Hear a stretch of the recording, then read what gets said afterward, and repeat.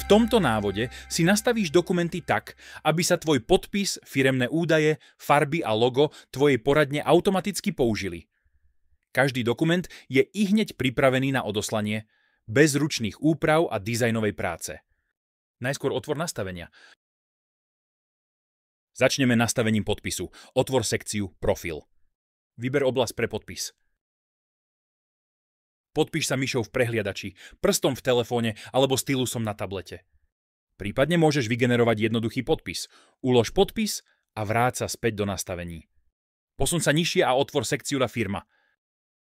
Zadaj názov a adresu svojej firmy, ak si tak ešte neurobil.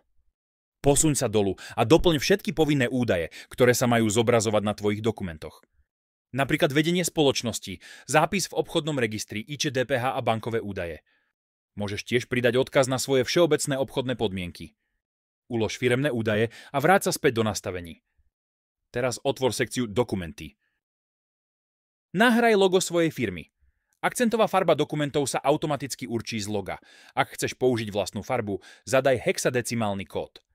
Vyber si jeden z 3 dostupných layoutov, ktorý najlepšie vyhovuje tvojej firme. V náhľade uvidíš, ako budú tvoje dokumenty vyzerať. Hotovo. Odteraz vytváraš ponuky, výkazy, služby a faktúry bez námahy.